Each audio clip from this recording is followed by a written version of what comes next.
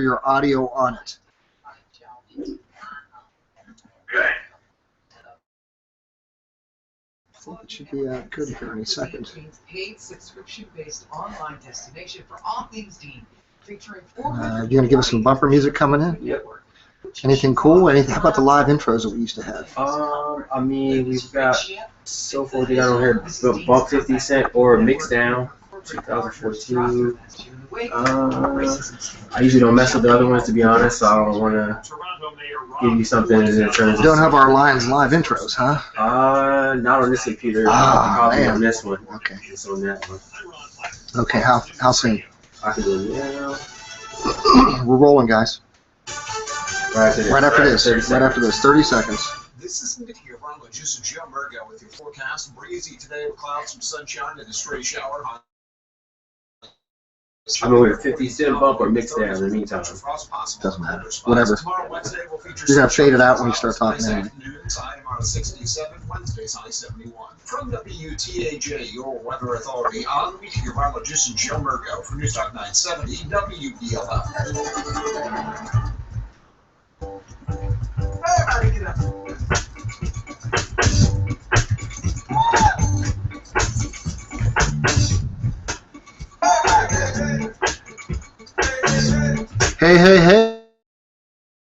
Hey. Wow, this is some funky music we got going in here. Hey, this is Lions Live, folks. My name's Skip Dwyville. This is Kyle Boblis and Greg Johnson out here bringing the best of Penn State past, present, talking about the future here of Penn State football. And wow, that's a new intro to us there. We got to get back to some real better bumper intro music, but we'll work on that. It's been a lot of fun here. We had a great weekend of Penn State football, and we're thankful to be able to bring you this show here. And wow, a crazy week. Greg, we were talking last week. Penn State truly is one of the most fortunate teams right now in college football with the way this season has cranked itself out. And great win this last week. And you were actually there on the sidelines, and you got a chance to talk to some coaches. So, Greg, what are your thoughts? My first thought is thank God for, and this is coming from an old school wide receiver. Thank God we figured out how to run the ball.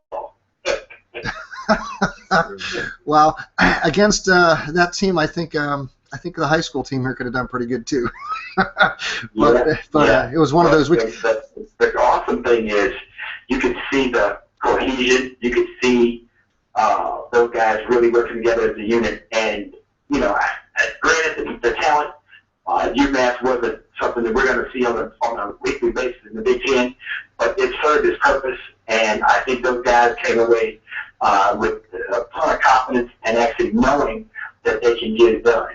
So I think that game for the offensive line is going to be huge going forward because they know now, even though it was, I guess, less talent, that they have the ability to get it done. Right. I noticed that even with this game, I think we started a little bit slow. Out of the gate right away. It took a few series before things really started kicking in again, and I thought, man, what's up with this offense and defense here? But once it kicked in, and I think it was smooth sailing. So, but up to this point through the season, this week really I think gave Penn State a boost.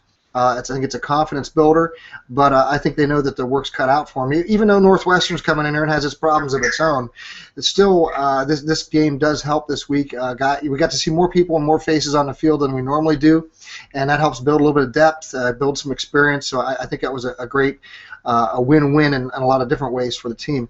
Kyle, what were some of your thoughts with what you noticed? Well, with the running backs, it's a good feeling to be in the end zone. I mean, that's a big confidence booster for I think all three running backs out in there.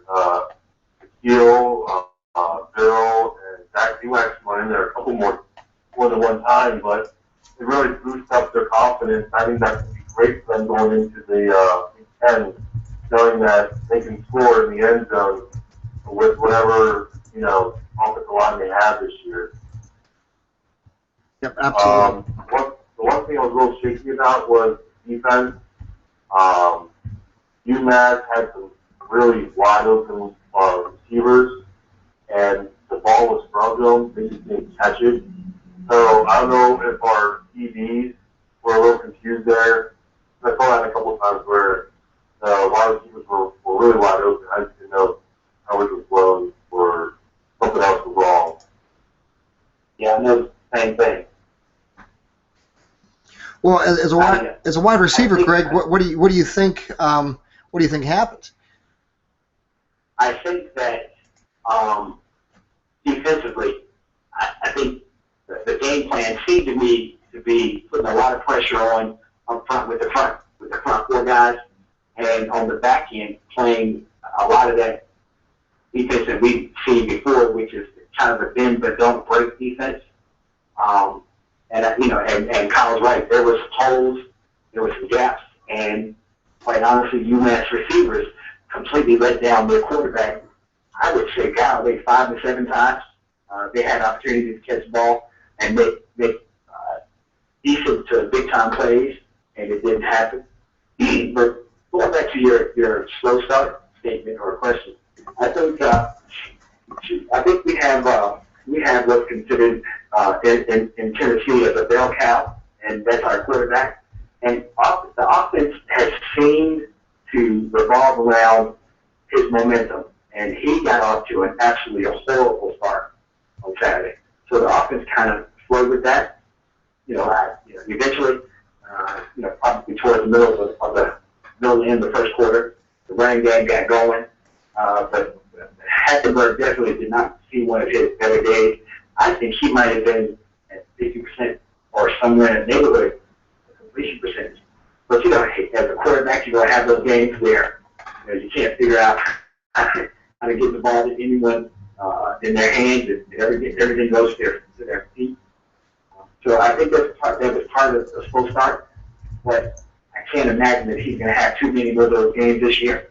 I actually had a really good conversation with the locker room on Friday, and he was telling me that he really expected the running backs, all three of those guys, to have a big day, and he also acknowledged that they needed that because they needed that momentum the running game going into the Big Ten schedule. I tell you, I don't know about you, Kyle and Skip, but I tell you, every time Akil Lynch touches the ball, I see that Larry Johnson, that Kadona Carter, the two guys I played with, and DJ Dozier, Thomas, I really see some home run type big time things from that kid, man. And I understand he's got two seniors in front of him that paid the price. Well, I'm really excited about seeing what he can do the last 2 years. That kid, I think he had an average of maybe 8 yards a carry. That kid's special. He's got some stuff in the tank. Right. I don't know if we could really determine what that game meant to Saturday, because you could just see that there was a humongous difference in talent level. So I think they probably got accomplished what they wanted to accomplish. So nobody put a whole lot of stock in that game.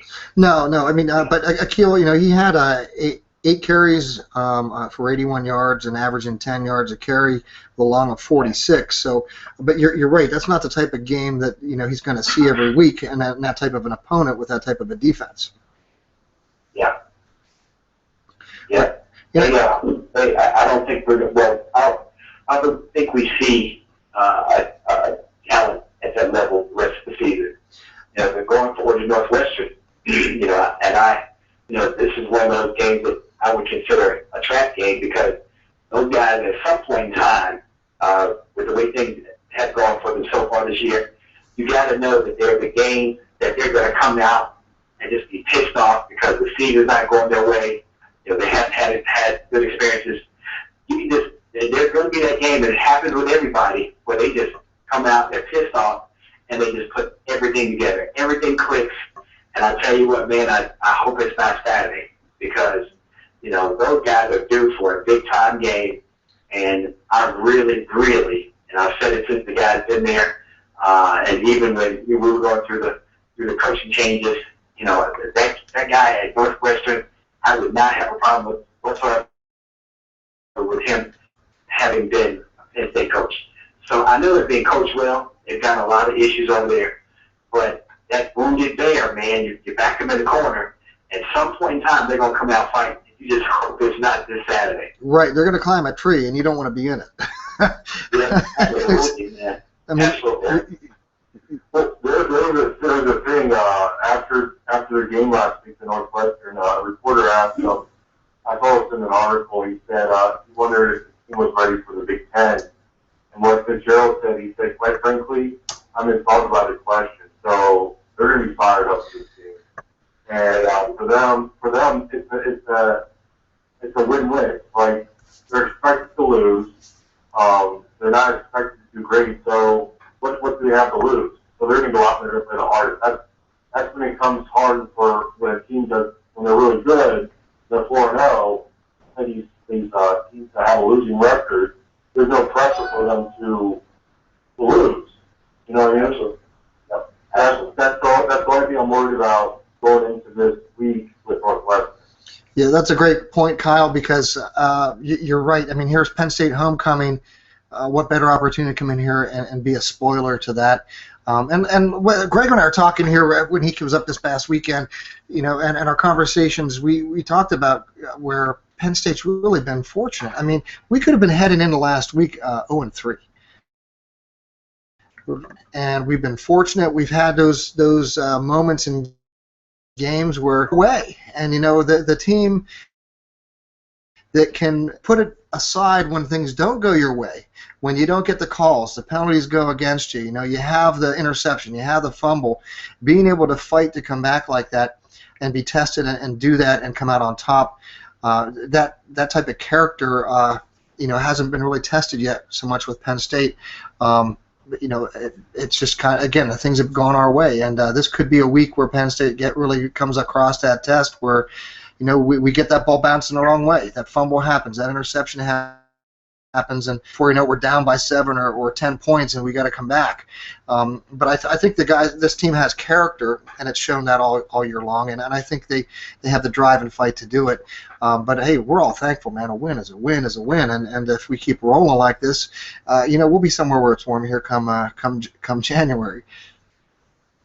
Absolutely. I tell you what, and I've said this before, just judging from the first 4 games, and even it being a practice, and of course, practice on Friday is kind of that walkthrough, special teams, just go through the flow of transitioning your offense, defense, special teams on the field, different situation as far as your extra points field goal.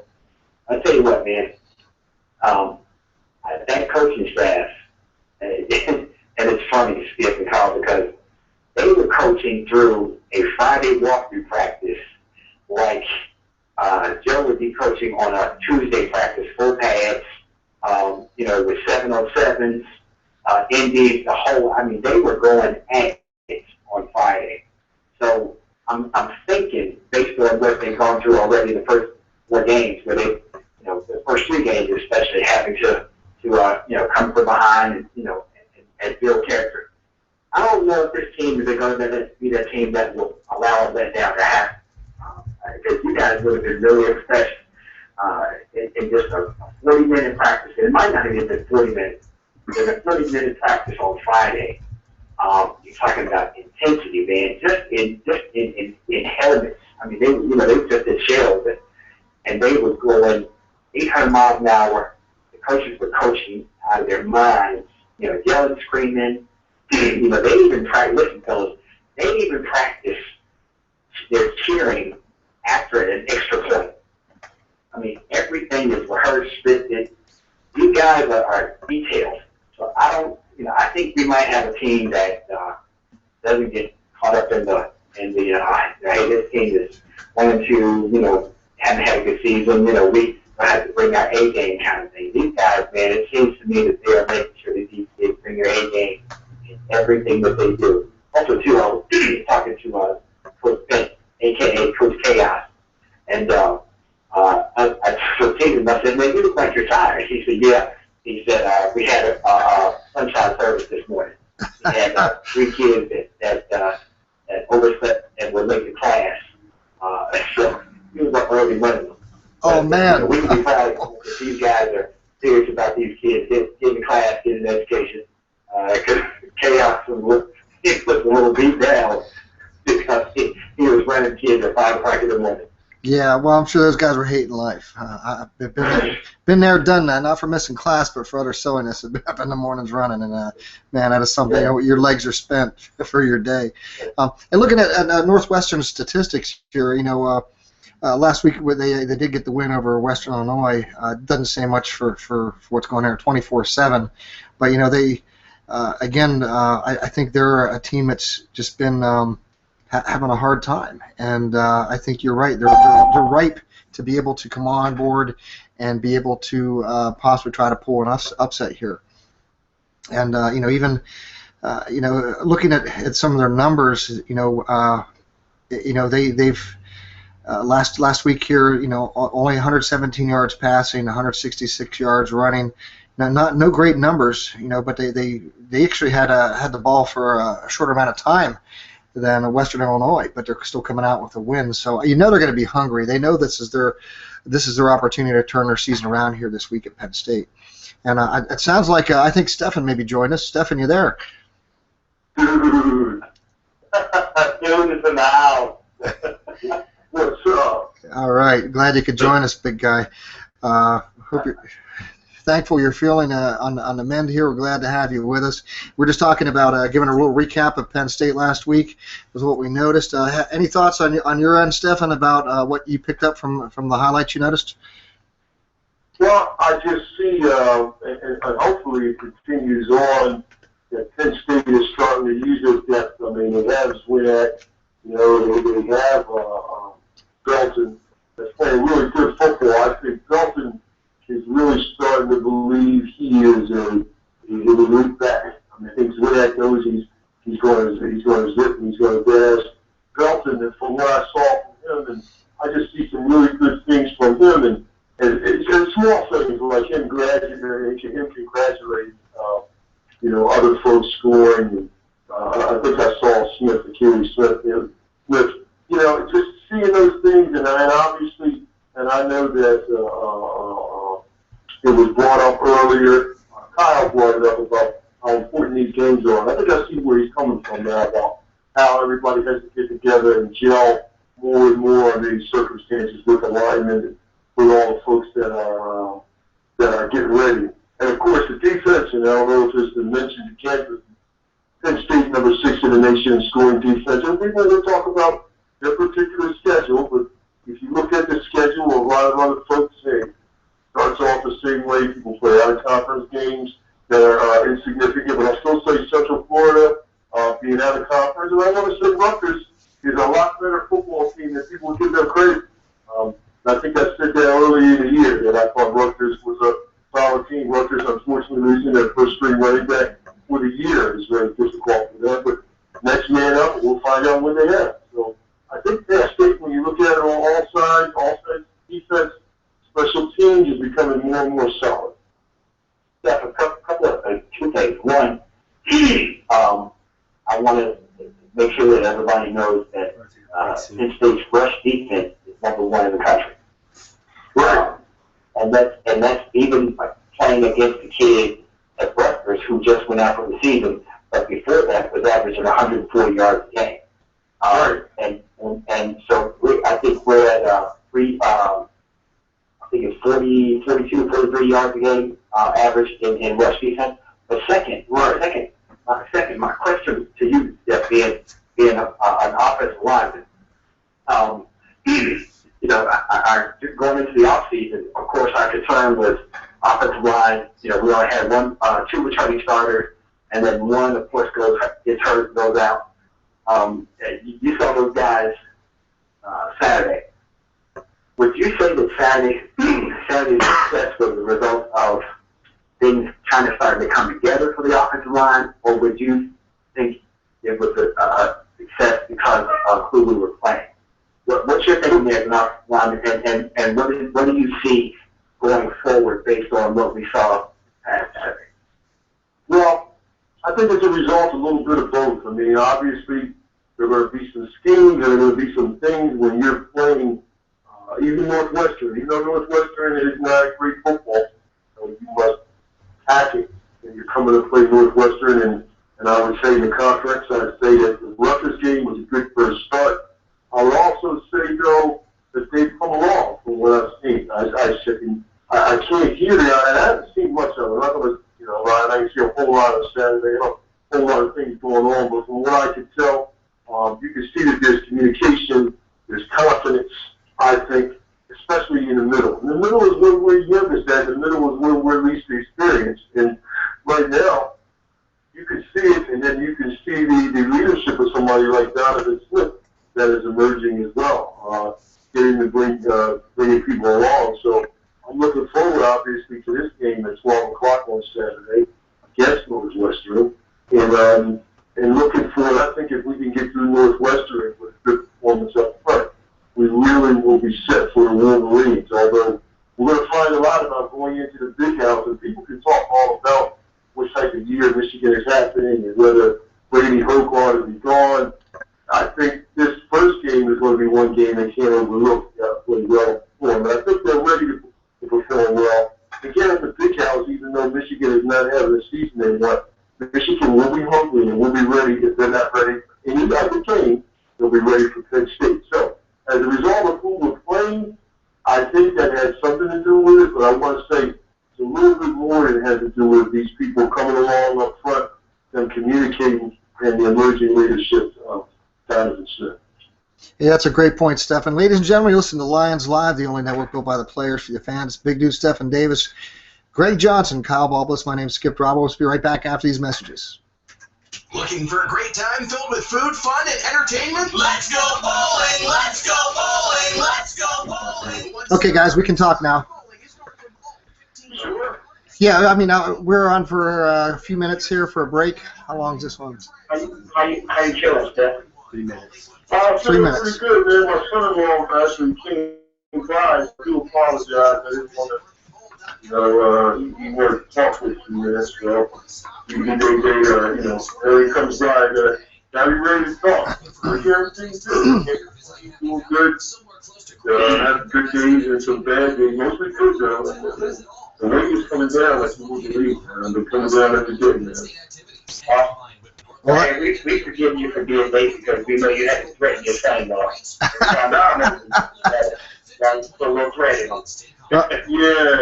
Well, every now and then, your son-in-law for about 7 years. You've been, and if you got to, you just go to the body. That's fine now. Well, you can always take him up. Stefan's been getting some practice here, playing some Madden here late. So he's doing all right, man. He's living at large. He's got the best recovery program that a doctor could prescribe. When his son-in-law was there, I was wondering if you challenged him to a game of Madden. Listen, man, now, what's funny, man, that's one young person younger than me. I can speak handily with that. I actually lose so much to younger people, I can actually deal with people. Right? It's just knowing all the little weird stuff that I don't know.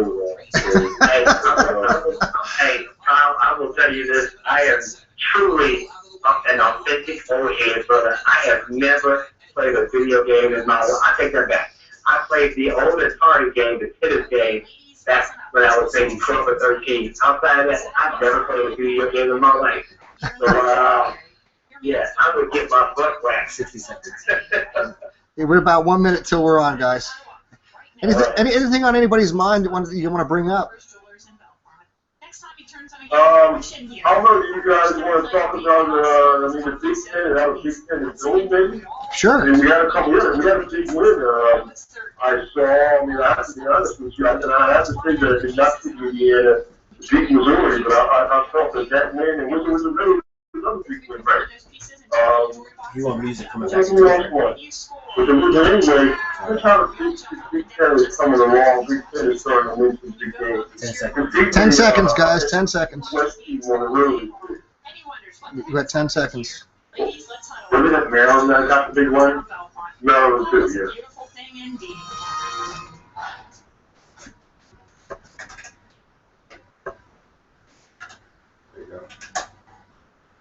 Are you ready? And we're back here. You're listening to Lions Live on the only network built by the players for you, the fans, the Forever Lions Network. My name's Skip Drawlis, along with Kyle Ballbliss, big dude Stephen Davis, and Greg Johnson, bringing the best of Penn State here, talking about the present, looking for a great future here. And we were talking a little bit over the break here, and we definitely wanted to touch base here on the current standings within the Big Ten, how the Big Ten overall has been performing compared to other conferences out there. And Stephen, you obviously had some thoughts, and I want you to share with everybody what you think's happening with the Big Ten. Well, I want to say the Big Ten, they're competing a lot better than we thought. We, of course, I know the Big Ten Network. It was well documented about the win that Indiana had. Indiana beating Missouri 31-27, last year's champions of their division. I thought that was really big because, to me, Indiana, and I know it was funny, Kyle, because I sure did talk to you earlier in the year. I think on our first show, I said, man, you know, of all the games you lost last year, how did you get smoked by Indiana? I couldn't figure it out. And you did say, hey, it depends on what they're packing that day, especially at home. And, you know, just how it is to play there. But, boy, for them to get that win on the road, I think meant a whole lot. Them to get on the road, them to get a big win.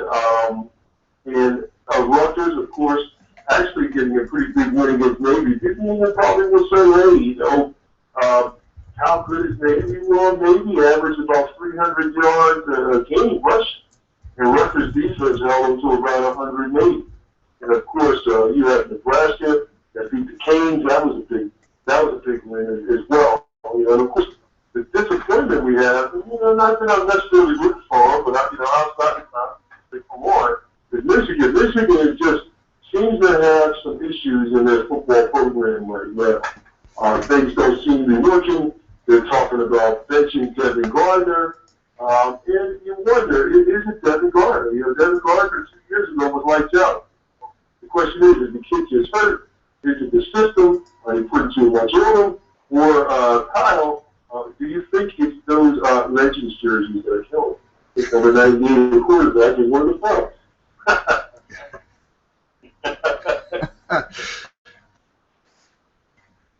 Well, that's what I see. I see that that so far, you know, Ohio State, I think, beat Virginia Tech earlier this year. For the most part, where we have some players that are coming out. Oh, hey, Kyle, are you there? Yeah, I'm here. Okay, yeah. Stephen threw you a ball there to hit out of the park, so why don't you take it? The whole 98, the jersey. Yeah, I'm making fun of the two things we do. Because you know, it's getting like the all-time because he's wearing that 98 jersey. Yeah, and then you got Funches turning in his number 87 to wear number 1, just like Anthony Carter and Alexander and a number of other people that played for Michigan in the past.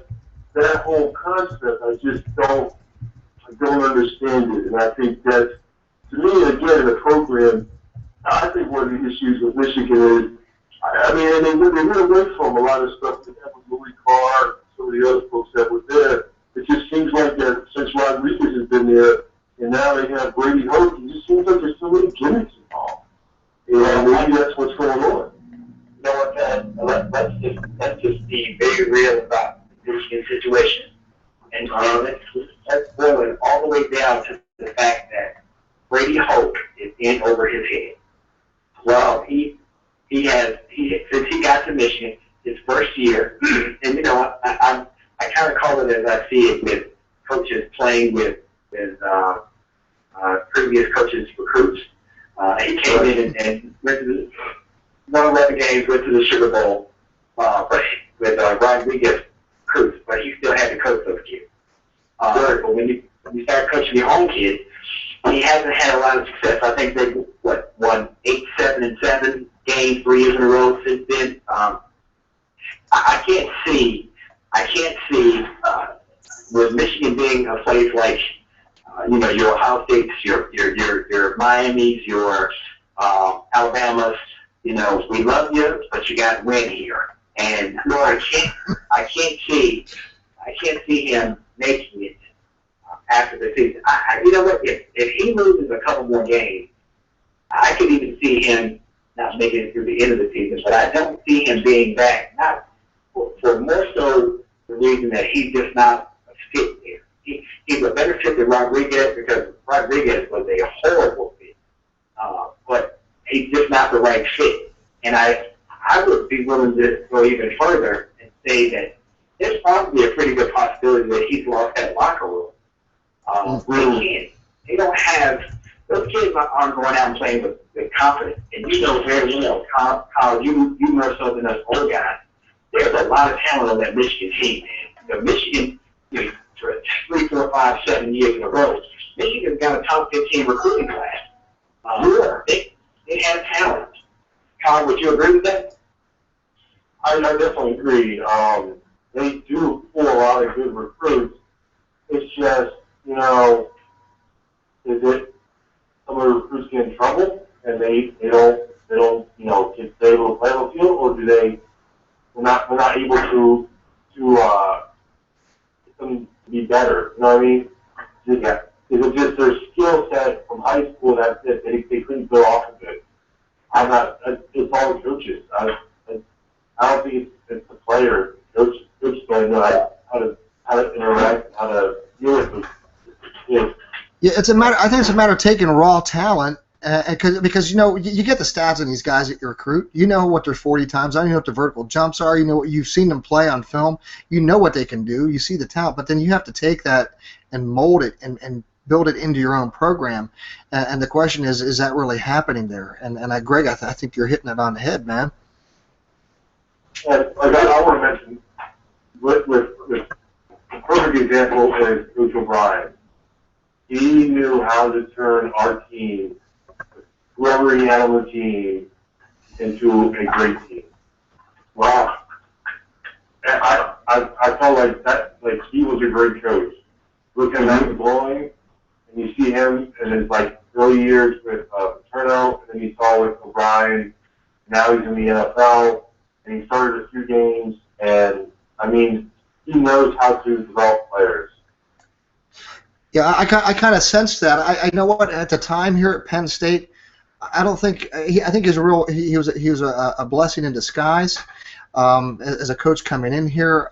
He picked up something that nobody else maybe would even want to think about touching, and he was able to work with you guys like you, Kyle, coming in here, bringing everybody together, and then taking what's here to the next step, the next level. He's obviously an NFL coach. That's. That's his home. That's the type of coach he is. But coming here to do what he did for Penn State, to even basically help partially lay the groundwork for what Coach Franklin has right now, was tremendous. Tremendous. Yeah, I think O'Brien was a great developer of talent. I think Paterno was a great developer of men and football players.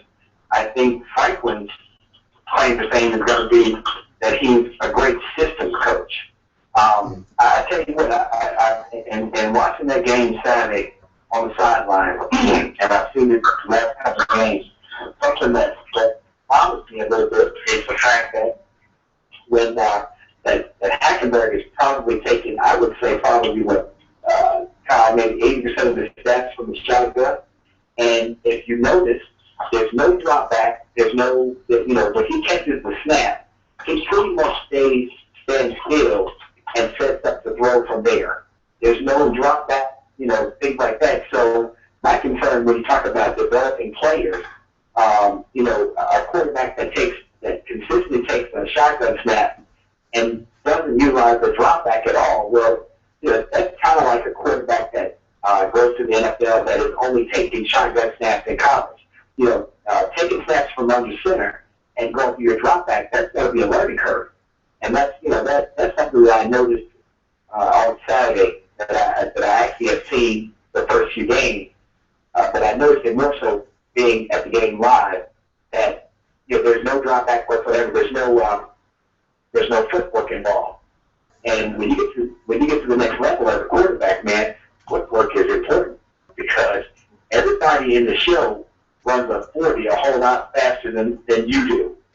So, that was a concern, and I'm probably overdoing that, but that just seemed odd to me because if you look at with him and O'Brien's system, you had 3, 5, and 7 step drops. You had shotguns, things like that, but even in the shotgun now, he's not dropping back at all. It's simply catch, set himself, piggy pat, and then throw. So that's a little concerning to me, in regards to developing talent. Right. Yes. That's interesting. What I heard from players is that our offense is not as high in contact as O'Brien. I think O'Brien gave Hackenberg a lot of freedom to change the call, change it to a run. And I went to the first home game, and I saw that Hack called 2 audibles, and they were the same play. It was a fade to Lewis. And I'm thinking to myself, he doesn't have a lot of plays he can audible on the field. Right. I think he's just limited to his offense with Franklin, unlike O'Brien, which he could do so many different things. Well, yeah, you know what? Now that you say that, that makes sense to me. because he's not changing out as many plays, and then when he is changing out plays, he's changing to pretty much the same play. I tell you what I did do though, and I know we were playing UMass, but I got a little more comfortable with the fact that Hackenberg's not going to be a city duck and take a complete beat down every Saturday. But still, I tell you what, and you guys tell me what you think about this. I'm all for the Wildcat change of pace. I'm good with that. That works for me. But man, when we're going into the Wildcat formation, I really do want my all-world quarterback sitting on the sideline.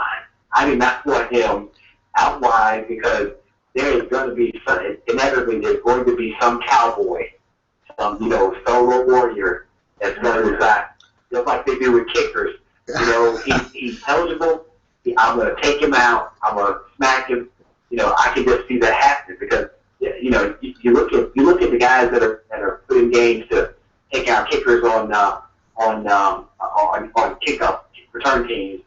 Guys that you get an interception, and guys that actually satellite the quarterback on an interception. Those guys exist. They want to make a name for themselves, and I just would really hate for us to lose Hackenberg because he's out wide in some corner or some free safety who lined up man to man, a yard and a half off, decides, hey man, this is my free opportunity to get the quarterback.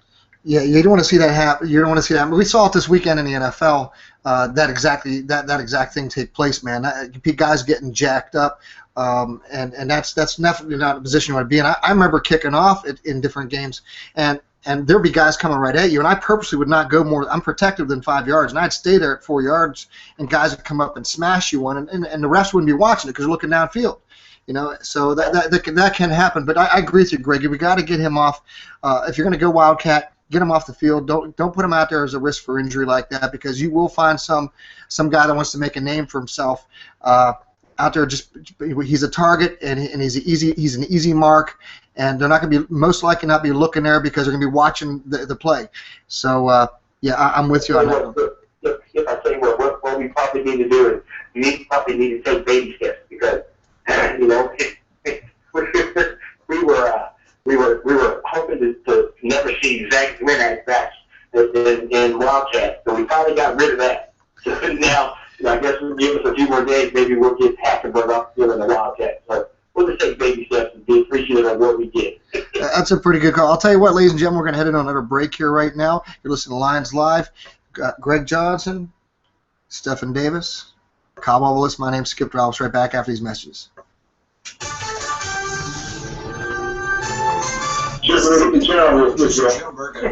What's that?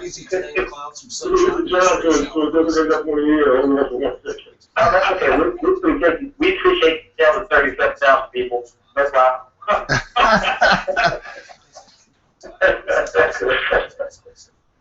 No, we're this break is for about 3 minutes. We have about 3 minutes left on this, and then we gotta head into our last segment here, what'll put us at about another 12 minutes to go on that. So you guys want to transition into some highlights from around college football, some upsets and things that really are shaking up the schedules and the playoff picture? Yeah, that works. Would that work? Finish out with that. We'll last 5 minutes to our picks.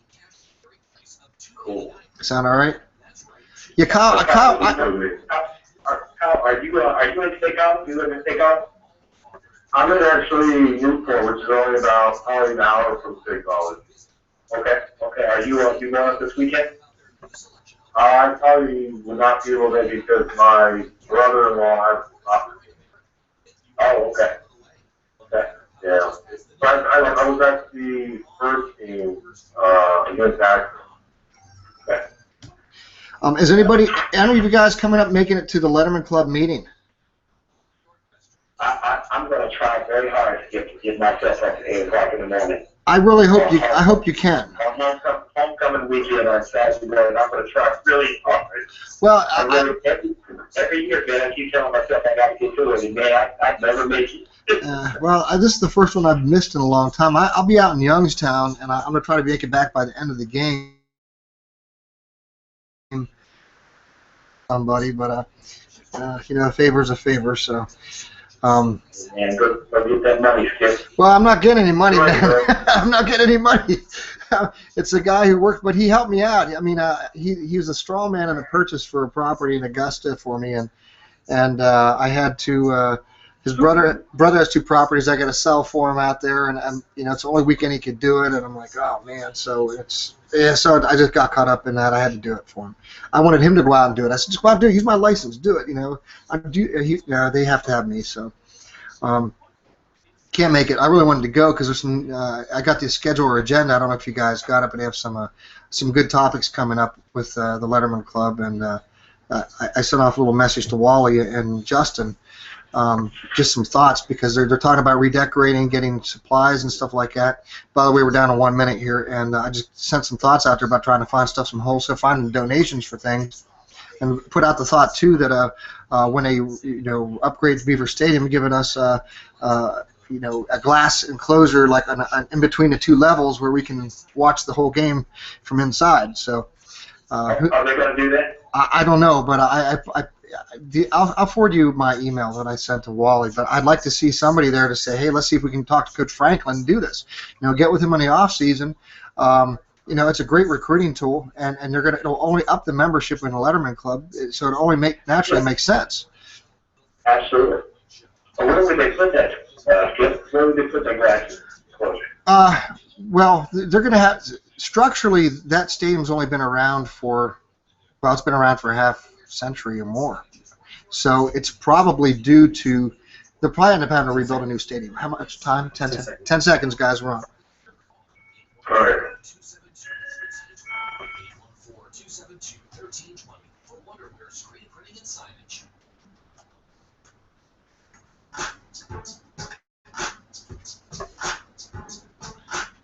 Hi, friends. Pleasant evening. Welcome back to Lions Live. We're not a podcast. This show is not pre-recorded. We are former Lions here talking live to you, bringing the best of Penn State football past, talking about the present, and looking for a great future here. My name is Skip Drobelbus, along with Kyle Bulbus, Greg Johnson, and Stephen Davis here talking Penn State football.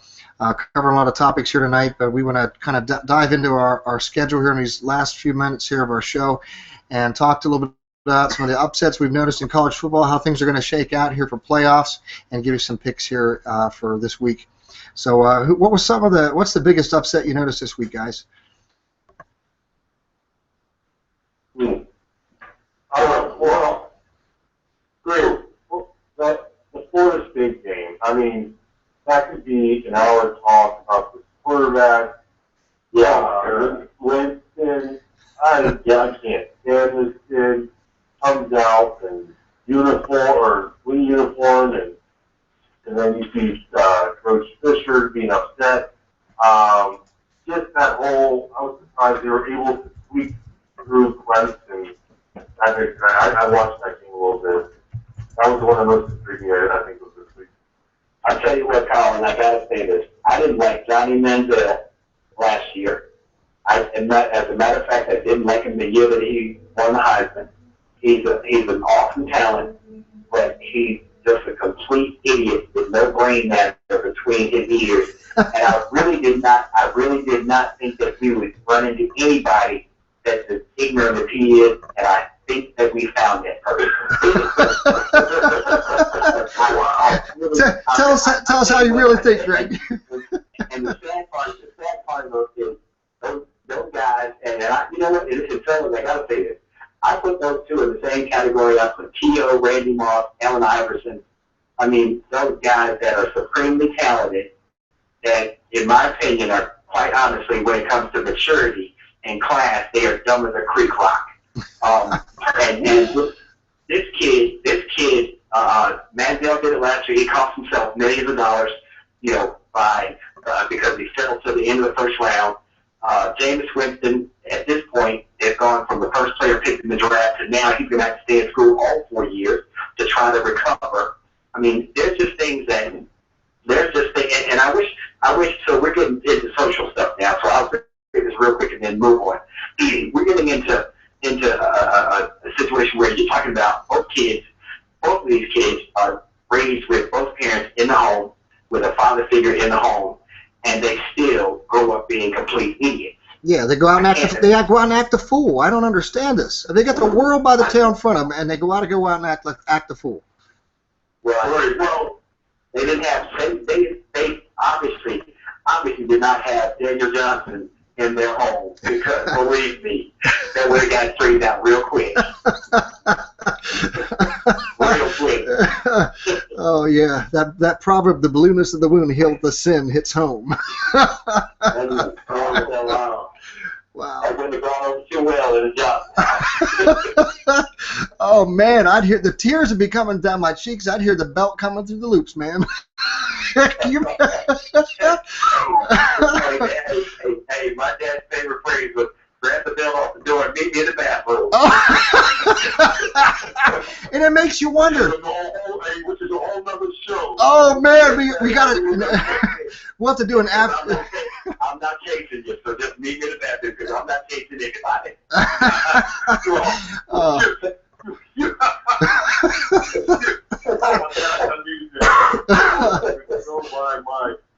think you said it. I said LSU getting knocked off by Mississippi was big also. Number 8 ranked LSU. That was a huge game. Mississippi State. Wow, that was great.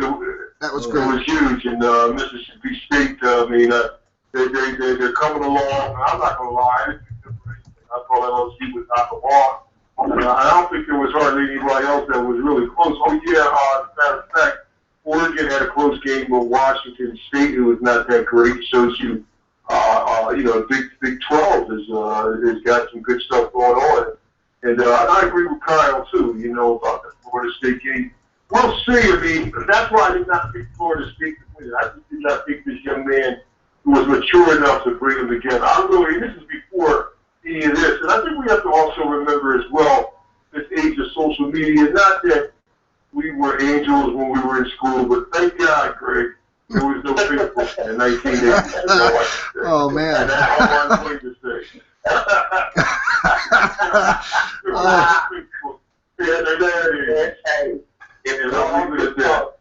If walls could talk, brother, if walls could talk. Hey, listen, real quick, and I'm gonna equate Mississippi State to another team that we probably know a lot better, and it reminds me so similar.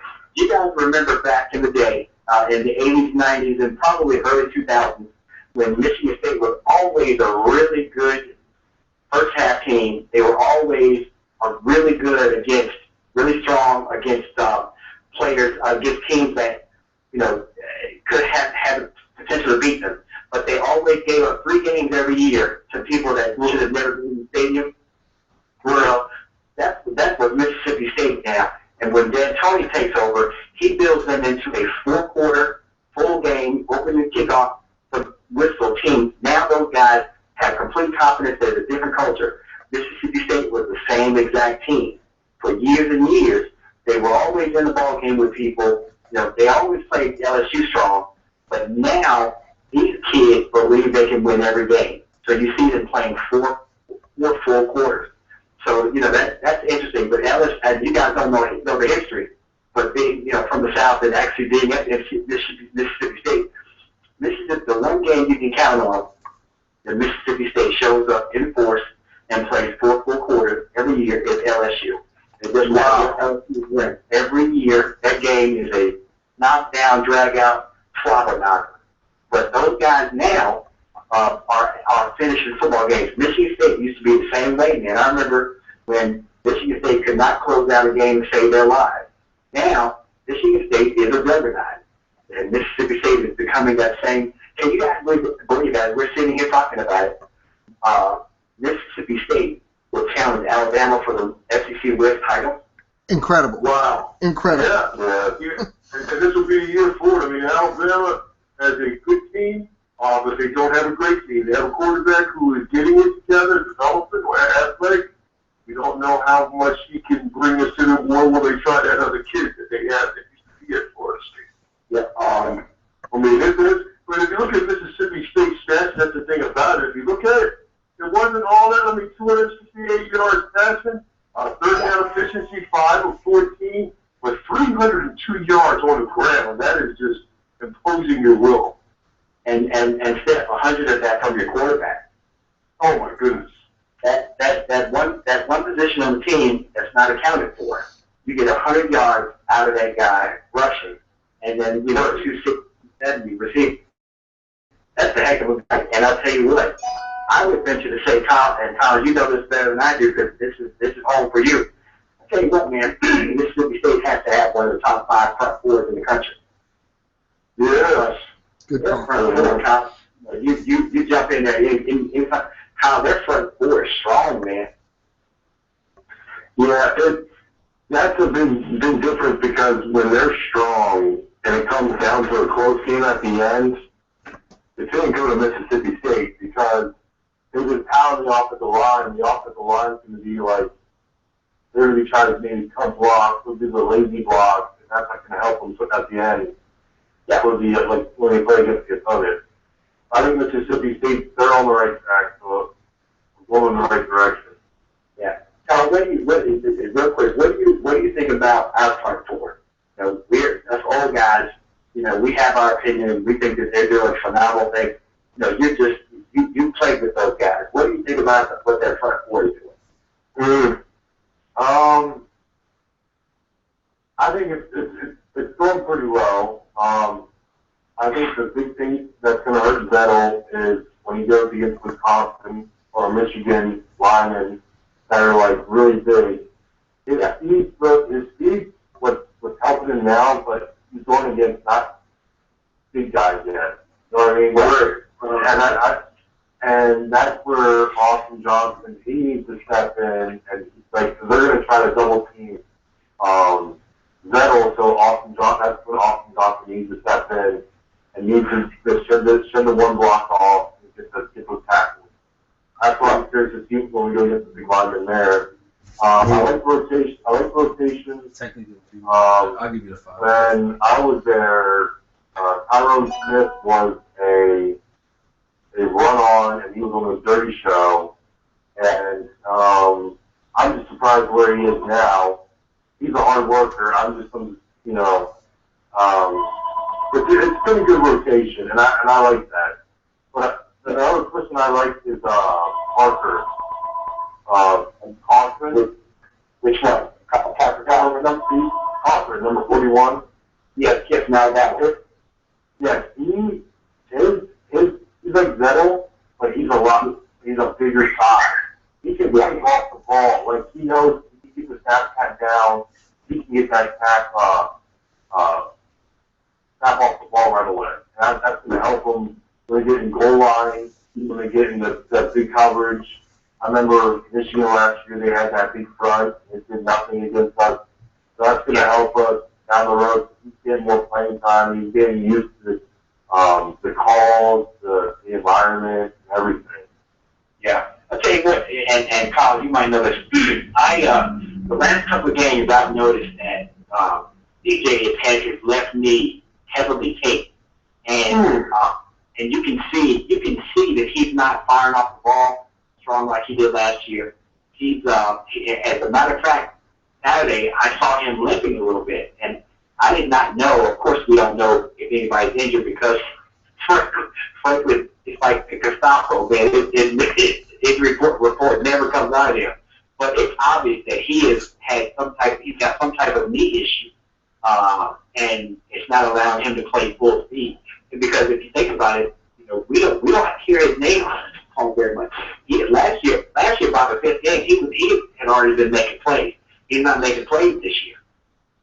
So yeah, there's one thing I noticed too that at practice that's on the videotape, the defensive line they wear these ankle braces or those knee braces.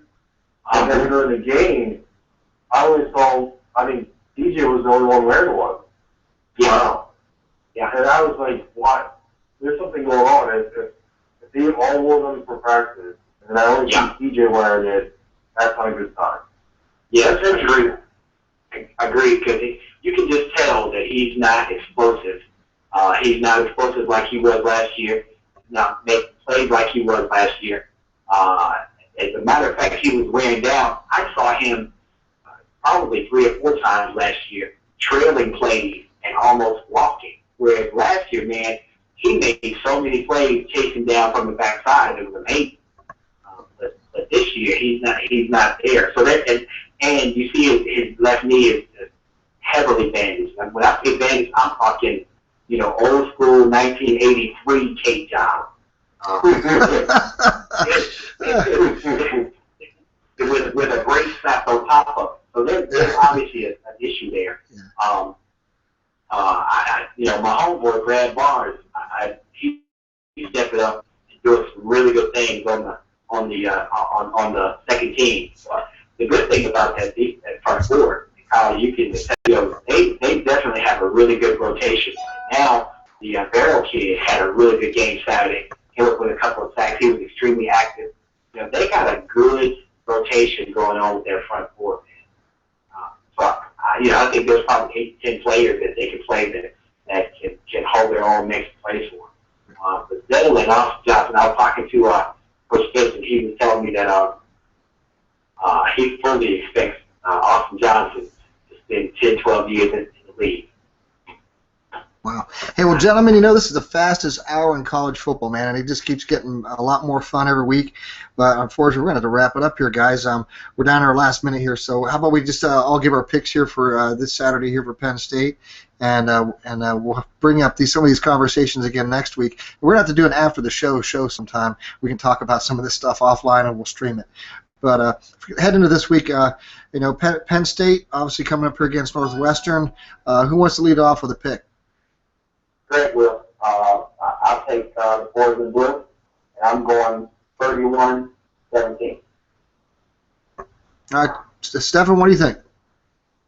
The gentleman in blue bring it all together, and I'm going to say, actually it would be a close first half. I'm going to say 38-14 Penn State. Hackenberg throws for 4 bills. Wow. Okay. Hey, Kyle, what do you think? I think it's going to be a close one.